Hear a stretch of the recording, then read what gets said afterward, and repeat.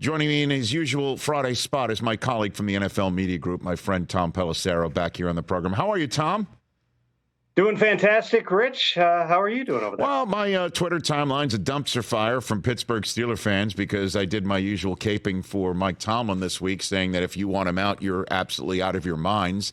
And then they went ahead and lost 2 consecutive games, first team ever to lose back-to-back games, according to the Prime Video broadcast of at home, to two teams under 500 by 8 games.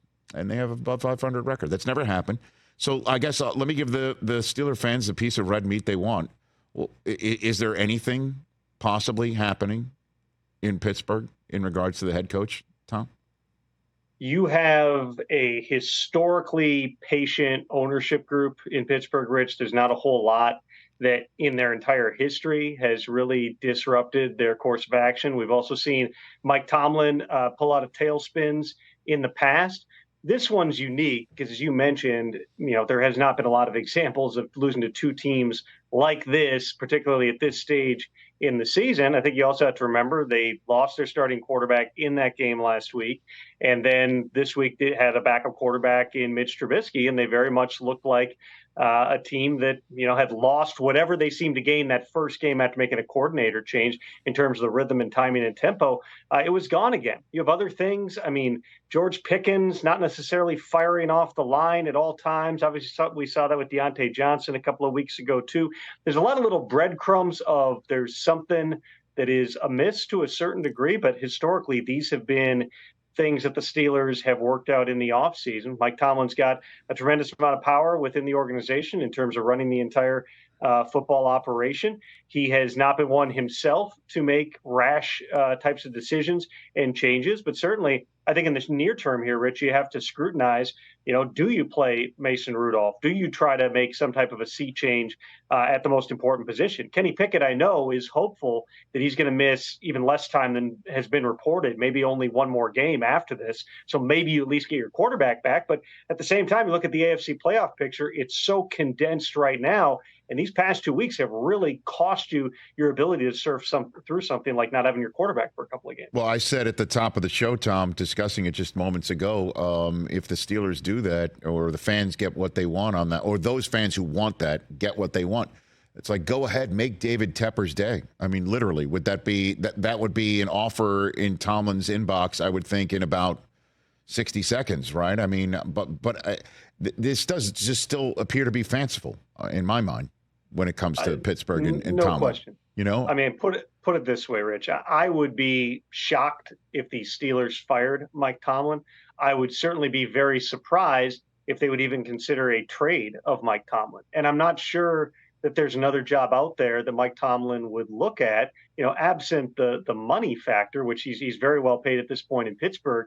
But other than that, where else are you going to go and really be able to run things and not have somebody breathing down your neck at all times, and know that Art Rooney and the Rooney family has been very patient through the course of time? He's got a really good job in Pittsburgh. Having said that, there's not a lot of coaches who go 17 years in one place. And last night you happen to be looking at the 2 survivors in Mike Tomlin and Bill Belichick, who both have had a tremendous amount of success.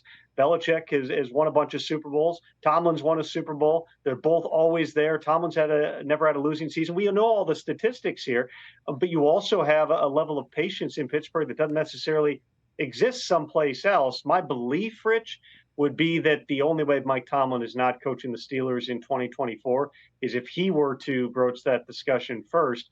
And even then, I'm not sure that that's really something that the Steelers would want to entertain. And then, in losing to both Arizona and New England, at the time, 2-win teams, now having 3 wins in just a span of 5 days in Pittsburgh, it does appear the Steelers have sealed the first overall pick in the draft for the Chicago Bears through Carolina, unless there is something monstrous happening in the next 5 weeks, Tom. I mean, that I believe we can say with closer certainty than anything else, Listen, the Panthers offense looked better last week. They looked like the quarterback looked like he had calmed down a little bit in the first game since they made a coaching change. But the idea that they're going to rattle off several wins here is probably asking a lot from a team that, currently has one in the win column.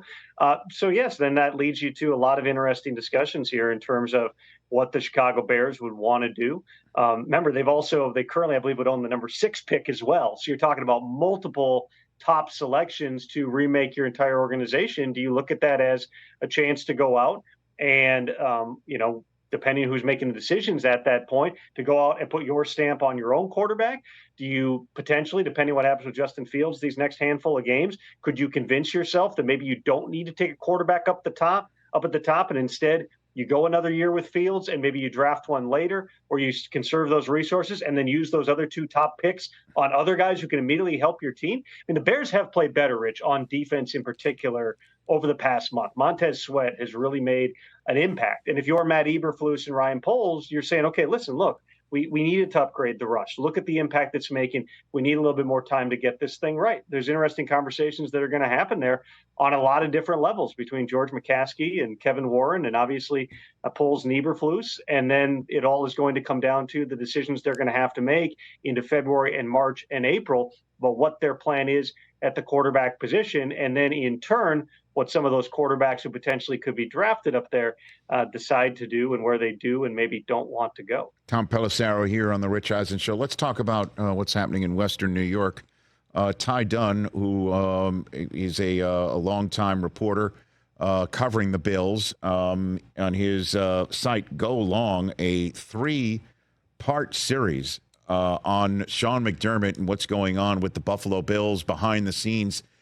Quite a lot of tea being spilled in those 3 parts, including a story that McDermott, once upon a time, used the 9/11 attacks as an allegory for his team to, I guess, follow the teamwork aspect of what the attackers on 9/11, I guess, were showing how good teamwork can lead to a goal. It was mind-blowing to read this, and he apologized for it in a press conference yesterday. Is this an old story? Like, what is going on up there, and how does it play into the final 5 weeks in your estimation for the Bills, Tom? Well, we heard Sean McDermott address it yesterday after Ty Dunn's story came out. It's something that he said 4 years ago. He said that he realized that it did not land and immediately apologized to the team for it. But if you zoom out here, Rich, there's a lot happening here in Buffalo. Just over the past month,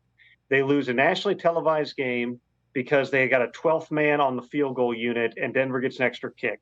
The next day, they fire the offensive coordinator, Ken Dorsey. They install Joe Brady. They get the seemingly inevitable 1-game bump. They play better the following week, but then go into their bye at 6-6. Then during the bye, you have your high-paid pass rusher Von Miller arrested on a domestic violence allegation. He is currently back with the team, not on the exempt list because there have been no formal charges filed. We still don't have clarity on whether he's playing. Then you have your head coach at the podium days later. And I would fairly say, Rich, you never want to have a lower third graphic on TV like the ones I was seeing this morning with your name and 9/11 in it. That's probably a place you don't want to go, particularly when you're one of the highest paid people and the head coach of the only football team that is in New York State. And this is all against the backdrop of you need a win this week against the Chiefs, one of your rivals, and a game that I think everybody had circled as this is an AFC championship potential preview. And yet both these teams right now are in desperate straits. If the Bills lose this game, now all of a sudden you're talking about they probably have to run the table just to get into the playoffs as a wild card. So there's a lot of different tentacles to this. There is certainly going to be scrutiny on Sean McDermott. He signed for, I believe, 4 more years. The Bills do owe him a lot of money. Absent extenuating circumstances, I would not think that this was really within the realm of likelihood, let's put it that way, of them making a head coaching change in the offseason. But, the example that I always go back to, Rich, and there's nothing that's close to a comparison of the exact circumstances here. But a couple of years ago, Joe Judge, at the end of the season, the Giants were not going to make a change. There were stories that came out saying Joe Judge is safe. He'll be back for another season. And then Joe Judge did and said enough things over the final weeks of the season that it got to a point where there was just no way that you could sell publicly that this guy should still be the head coach. I'm not saying Sean McDermott is getting even close to that, but you always have to look at these situations and just see, is somebody going to Joe Judge themselves down the stretch?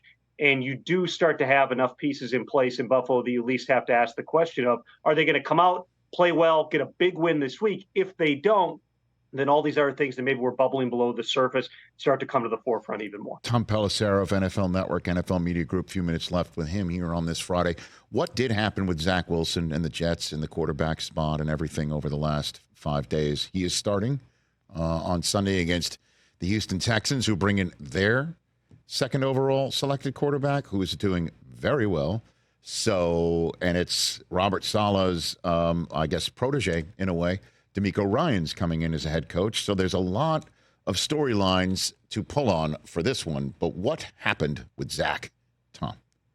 Here's what I would tell you that did and did not happen. Okay, Rich. I would say the things that did happen, from my understanding, I think like anyone, Zach Wilson, who's been benched multiple times in New York, wasn't even supposed to be playing this season, takes over a team trying to learn an offense that's new, on the fly, actually played pretty well. I mean, you remember that, Rich, like out of the gate, you're kind of sitting there after those first few games going, okay, it's not off the charts, not Pro Bowl level, but like you can get by with this with a really good defense. Then all of a sudden you hit a rut, he gets benched, he gets pulled out. I think it's only natural for a quarterback or any player, any person to have certain feelings about, the way that things are playing out and maybe blow off steam and vent to various people.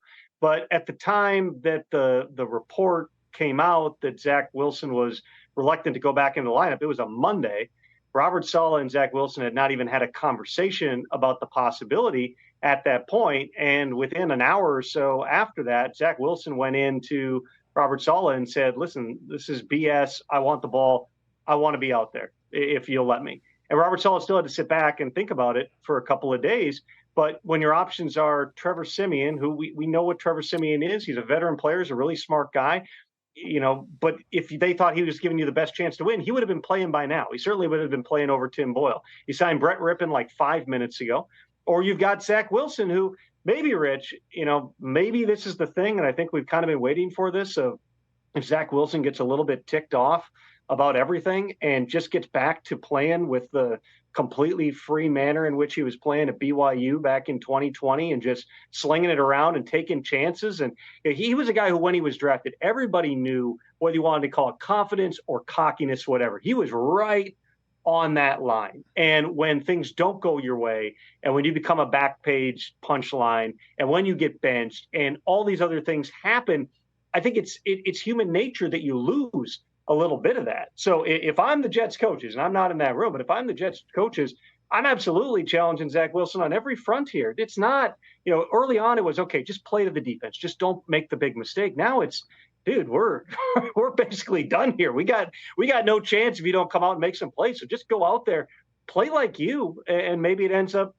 being a great story. We'll find out this week. It's not going to be easy. They got a lot of problems going beyond the quarterback, including using 13, 14, 15 offensive linemen, whatever we're up to right now. But, if Zach Wilson can come out and just make a couple of plays, that'd be a couple more plays than the Jets offense has been able to make in recent weeks. Last one for you, our colleague at NFL Network, David Carr. Certainly got out there. He had a good time this week. He was definitely our most aggregated colleague of the week. I don't know if there's such an award, but when he suggested Marcus Mariota should play while Jalen Hurts gets better, and that Hurts isn't seeing the field very well and is definitely not 100%. Is Jalen Hurts hurt? What can you tell me going into this huge Sunday night Week 14 game in Dallas? Jalen Hurts is not on the injury report right now. He had a knee injury earlier in the season. It's been described to me as a bone bruise. Those are injuries that just the only way they really get better is with rest, and Jalen Hurts has not rested a whole lot. So, on some level, is he managing that a little bit? Again, I'm not familiar with his body. I'm not in the training room, but I think it's fair to say that you're going to do something just to try to keep the knee in good shape. If he were getting treatment on a regular basis, that's something they'd have to disclose on the injury report. They've said that that is not the case. And so, to a certain degree, you kind of have no choice but to take those things at face value. But in terms of, Jalen Hurts, the way that he's playing and the style of football that they have to play with him, I have not seen that. I have not heard that.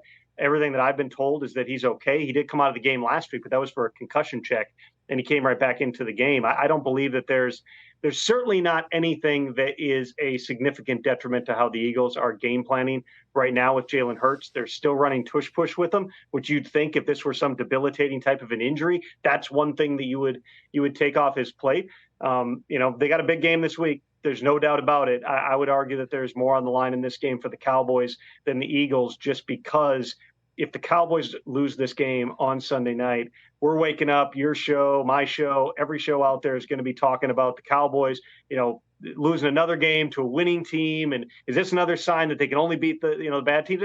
You have, those conversations are absolutely inevitable. For the Eagles, it's a big game because you can cement, okay, whatever was going on with us, we're finding ways to get the job done. We're in control of the NFC East. Now we're playing for the number one seed. The Eagles have had some bounces go this way this year. There's no doubt about it. But as you're getting deeper into the season here, this is a team that's absolutely in position. All their goals are out there in front of them. And, Jalen Hurts, whatever he is or is not dealing with, is not the thing that's holding them back. And Trevor Lawrence game time decision, I just heard in my ear from Doug Peterson, which is amazing. It's amazing. If this were a different quarterback, there's no way Doug's probably not playing quarterback this week, but Trevor Lawrence wouldn't be playing.